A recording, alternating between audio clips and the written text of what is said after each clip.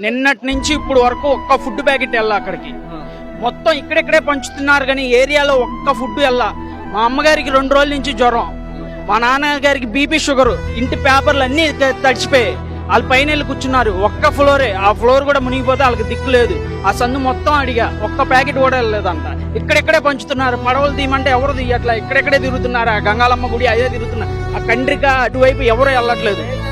మొత్తం ఇది అసలు తెలియాలి కదా సార్. ఇన్ని పెట్టుకున్నారు, ఇన్ని బళ్ళు పెట్టుకున్నారు, ఎందుకు సార్? మేము ఏ పార్టీకి అగెనెస్ట్ కాదు సార్. ఫుడ్ వరకు అందజేయండి సార్. ఆ వాటర్ తగ్గితే చాలు మాకు, ఆ వాటర్ తగ్గితే చాలు. ఆ ఫుడ్ లోపల ఉన్న వాళ్ళకి ఇవ్వకుండా ఇక్కడ ఇస్తే ఏం లాభం సార్? ఎన్ని ఫుడ్ ప్యాకెట్లు పడి ఉన్నాయి సార్ కింద. ఎన్ని అందవలసిన వాళ్ళకి అందట్లేదు. ఒక్కొక్కరు 2-3 తీసుకెళ్తున్నారు. ఆకలిగా ఉన్న వాళ్ళు తీసుకెళ్ళినా పర్లేదు సార్. లోపల ఉన్న వాళ్ళకి కూడా వెళ్ళాలిగా. తీసుకుంటున్నారు సార్, ఆయన మంచిగానే తీసుకుంటున్నారు. కానీ ముందు ఈ అధికారం లోపలికి వెళ్ళాలి కదా సార్. ఇక్కడిక్కడ తిరిగితే ఏం లాభం సార్? సార్ ఉన్నత స్థాయి సమీక్షల కన్నా క్షేత్ర స్థాయిలో గ్రౌండ్ రిపోర్ట్ ఎవరు అడుగుతున్నాడు లేరు ఇక్కడ. అందరు కావాలంటే 40 రూపాయల ప్యాకెట్ 50 రూపాయలకి పడవ చంపాలండి. ఫ్లాట్ లో వాటర్ బాటిల్ 20 రూపాయలు 100 రూపాయలు అమ్ముకోవాలి ఫ్లాట్లోని.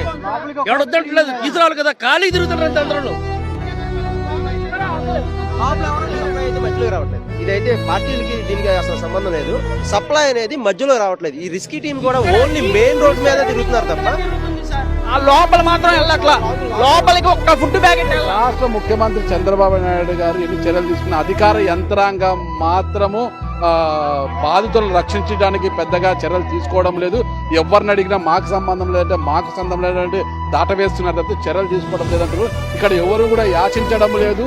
భోజనం ప్యాకెట్ కావచ్చు, నీటి బాటిల్ కావచ్చు, అధిక ధరలకు అమ్మినా కూడా కొనుక్కొని తినే పరిస్థితులు ఉన్నాము.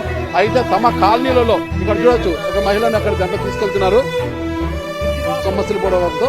ఇది ఇక్కడ పరిస్థితి.